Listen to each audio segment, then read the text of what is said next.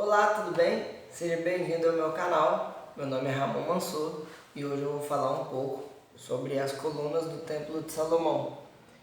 Dando sequência ao que a gente estava ao meu segundo vídeo lá, que eu fiz uma introdução à Kabbalah, eu vou apresentar mais um pouco daquilo que eu percebo como sendo a Kabbalah a partir das coisas que eu estudei, onde a eubiose é meu ponto de partida, minha maior referência, né?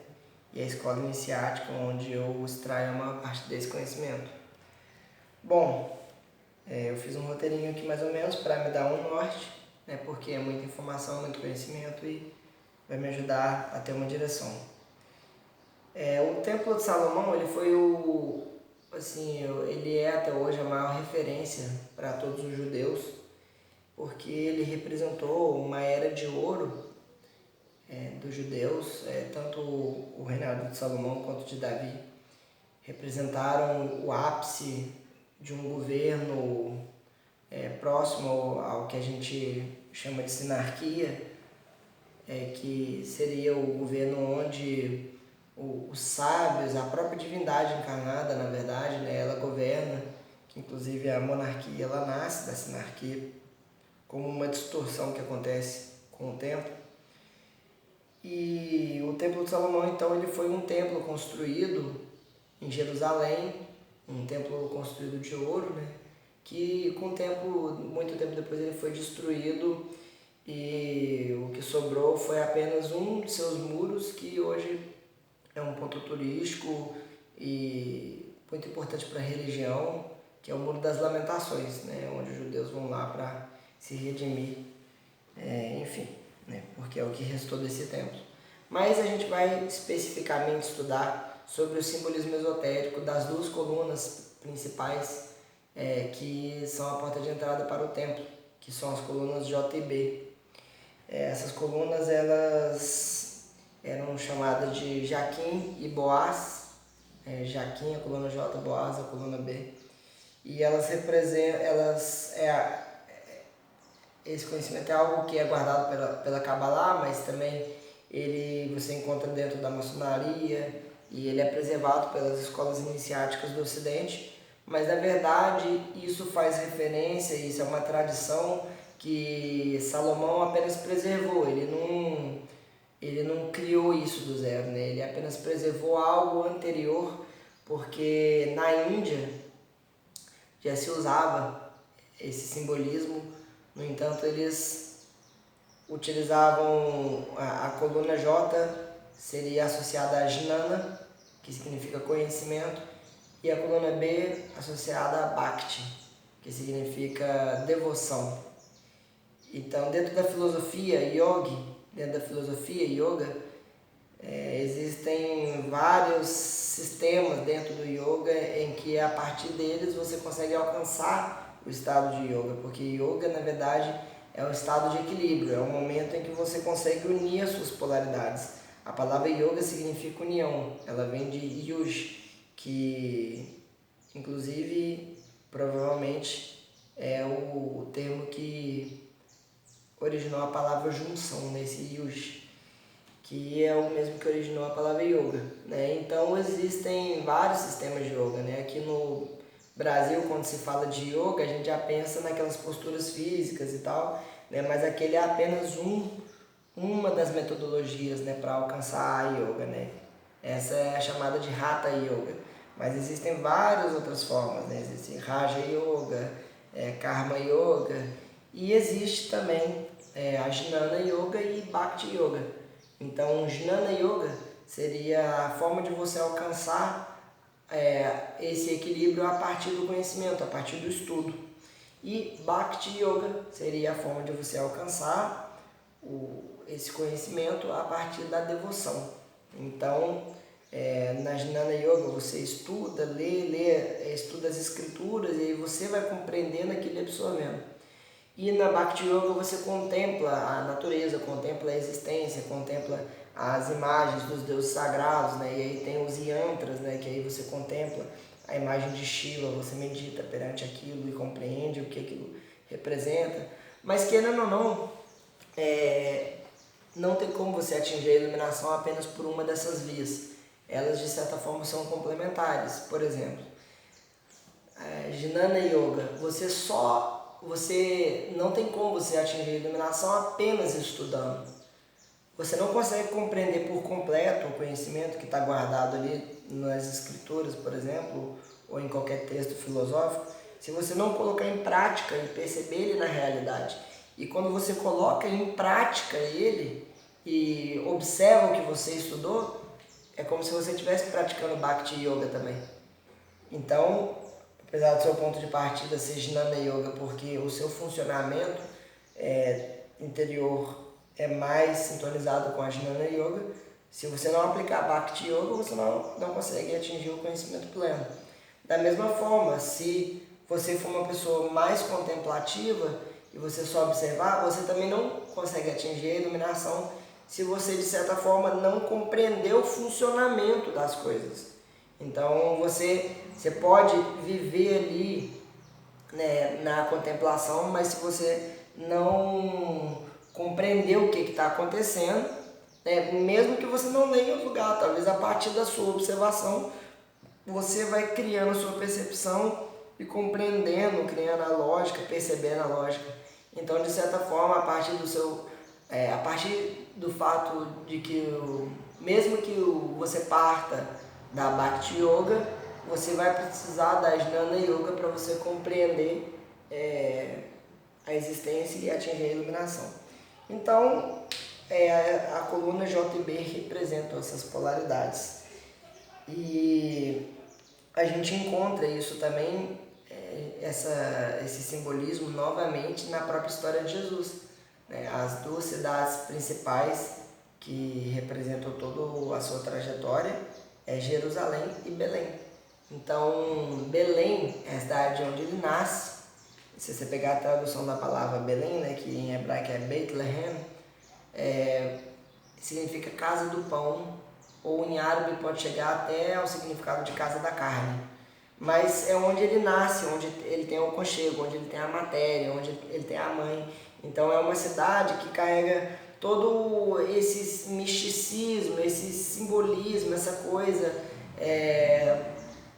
mais associada a Bhakti, né? A devoção, então tem a estrela de Belém que guia os reis magos e eles vão encontrar Jesus, né? Que está ali no que a gente hoje conhece como uma manjedoura, mas que possivelmente seria uma monjedora, né?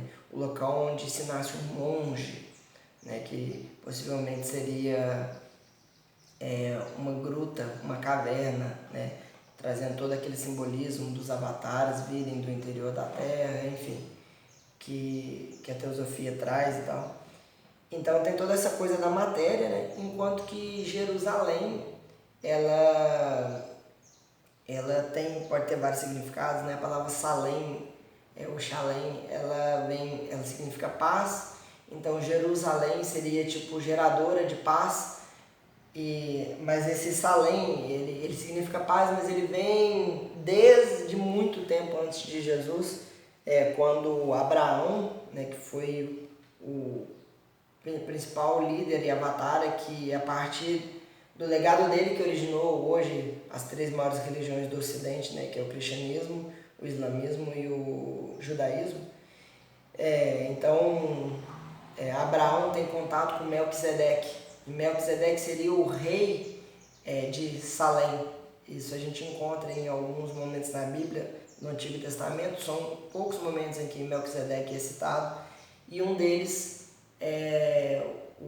no livro de Hebreus, no capítulo 7, em que ali relata que Melquisedeque era digno de receber o dízimo de Abraão.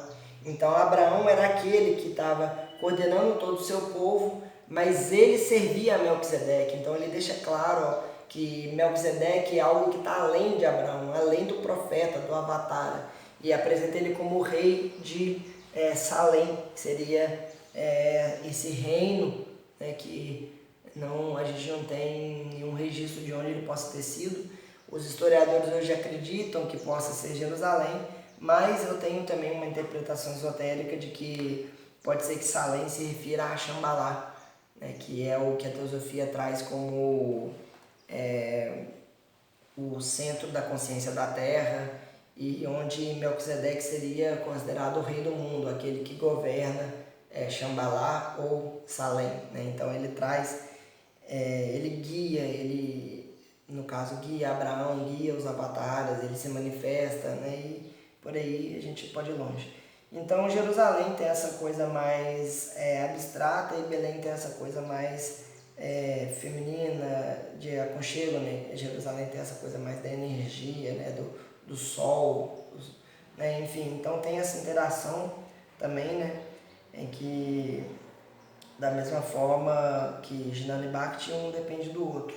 Então a gente encontra, quando a gente vai ver a origem ali da letra J e B, né? Quando a gente pega no hebraico, o J ele vem de Yod, e Yod é a 10ª letra do alfabeto hebraico, e ele é só um tracinho assim em cima, parece um apóstrofe.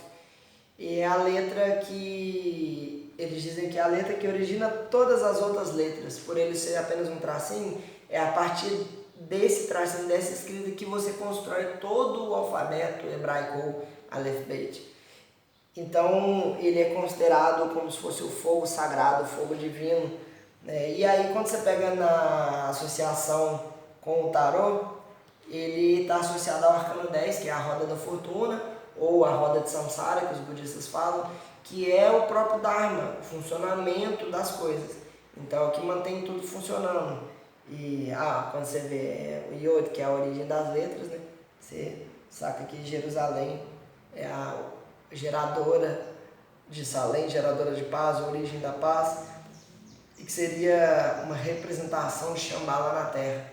Então Jerusalém traz esse simbolismo ali naquele momento como capital espiritual do mundo, porque ali tem todo um processo de evolução que na teosofia a gente vai estudar como uma formação daquela raça naquele momento, semita, enfim, e toda aquela mensagem, a Torá, e todo aquele momento sagrado que tem esse conhecimento preservado pela própria Kabbalah. Enfim, então tem o Yod, né, e tem o Beit, que é a letra que originou o B, né, o Beit, que virou o beta grego, né, e que é o B que a gente conhece hoje, que é associado ao arcano 2. Quando a gente, por ser a segunda letra do alfabeto, né, e quando a gente observa o arcano 2, no arcano 2 a gente já encontra esse simbolismo das duas colunas, né, é um arcano que trabalha a polaridade, né, por ser um arcano 2.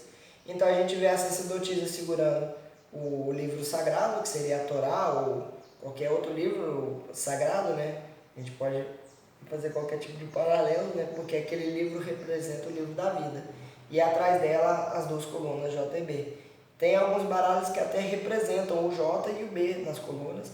E embaixo o chão quadriculado, que é um chão, inclusive, que é o piso maçônico, né? Então o quadriculado representando a polaridade, que representa dentro da matéria a dualidade que faz com que a partir das antíteses a evolução aconteça, né? As antíteses contrapondo as teses, criando as sínteses, e assim a evolução vai acontecendo a partir dessas contraposições. Então quando a gente ajunta, né, o 10 com 2 e soma, dá o 12, né, que é o arcano pendurado, que é o enforcado. Ele é associado à letra Lamed, que inclusive é uma letra que está no meio tanto da palavra Jerusalém quanto Bethlehem. É uma letra que originou o L, né? O Lamed virou o Lambda no grego e o L no alfabeto romano. E é o L que é o que traz o elo, é o que conecta, porque tanto que o arcano 12 o pendurado é aquele arcano que faz a ponte entre o divino e o terreno, né? Então a gente tem o 12, né, que é 1, 2, ou seja, a unidade se tornando a multiplicidade, e temos depois o 21, que não, é o contrário, o 21 não, é isso mesmo, o 21 que é a multiplicidade se tornando a unidade, né? Que o 21 seria o louco que se torna o mundo no final do tarô, né? Então é aquele que vai fazendo o caminho até encontrar a divindade. E o arcano 12 é a divindade caindo, né? Então é o pendurado, então Você tem um pé no céu e a toa na matéria. Então é um número muitas vezes associado aos avatares, né? Então sempre a gente vai encontrar ali o avatar, o simbolismo do avatar com os 12 apóstolos que Jesus tinha, que o rei Arthur tinha também, né? E os 12 signos do zodíaco, enfim, aí a gente consegue ir longe. Mas o pendurado ele tem esse simbolismo do avatar que está com um pé no céu e a toa na terra. E muitas vezes o 12, quando a gente pega a coluna J e B, né, existiram várias figuras importantes na história que representaram momentos de ruptura.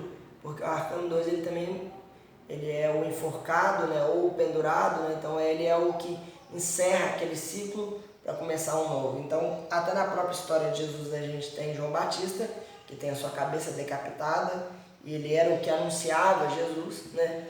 Então ele representa aquele momento de ruptura em que aparece o avatar, que ele anuncia. E a gente encontra, curiosamente, várias figuras importantíssimas que representam esse momento de ruptura na história, como, por exemplo, José Bonifácio, que foi uma das figuras principais dentro do processo de independência do Brasil. A gente encontra João Batista Figueiredo, que foi o último presidente da ditadura militar, foi aquele que trouxe a ruptura e encerrou aquele período. Lembrando que eu não estou fazendo nenhum tipo de... não estou falando sobre opinião política, sobre fazendo juízo de valor, nem nada do tipo. Eu estou observando a questão esotérica de como que determinadas figuras representaram momentos de ruptura e transformação. A gente tem recentemente aqui no Brasil o Jair Bolsonaro, que além de dele ter o JB, ele tem o Messias no meio, né? Então é justamente ali o simbolismo da coluna JB e o Messias no meio, equilibrando, que seria, né, a mesma coisa da sacerdotisa que eu falei lá atrás, que ele representa também um momento de ruptura entre as polaridades políticas e ele provoca tudo o que ele provocou em relação a uma nova percepção política. Foi a partir dele que houve uma junção de várias alas políticas numa outra frente. Enfim, né, eu não vou falar muito sobre isso porque é um fato mais recente e ele gera muitas opiniões individuais que acabam dificultando a gente de perceber a coisa com neutralidade. E ao mesmo tempo que a gente tem aqui o Jair Bolsonaro, a gente tem nos Estados Unidos o Joe Biden, que também foi a pessoa que trouxe ali, né, aconteceu o caso do Donald Trump e tal, e o Joe Biden foi quem encerrou aquilo. Então, assim, não estou dizendo que sempre vai ser assim, né, que sempre vai ter alguém com esse nome e tal, mas que muitas vezes aparece uma figura que traz isso, né, e carrega esse simbolismo, né, assim que eu percebo, pelo menos.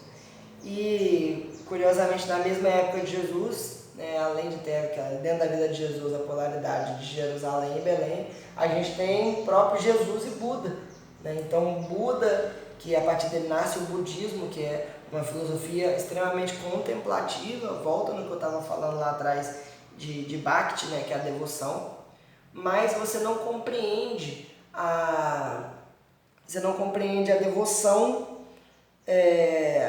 a meditação, se você não buscar o conhecimento. E o cristianismo, que é uma coisa mais assim de estudo ali das escrituras e tal, né, jnana, mas que você não compreende a mensagem do cristianismo se você não aplicar ela, se você não contemplar e perceber o verdadeiro significado.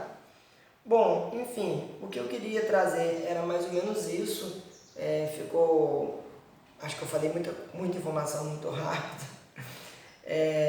Mas enfim, se vocês tiverem alguma dúvida, podem me mandar uma mensagem aqui, um comentário. Claro, eu estou falando sobre coisas que eu percebi, baseado no que eu estudei, conclusões que eu tirei e tudo mais, e a gente vai desenvolvendo o nosso conhecimento a partir do estudo mesmo, da interação. Fiquem com Deus, obrigado por assistir esse vídeo e assistir esse canal. Se gostarem desse conteúdo, se inscrevam no canal e deixem um like. E eu quero saber a sua opinião aqui nos comentários. É isso. Fiquem em paz e até mais.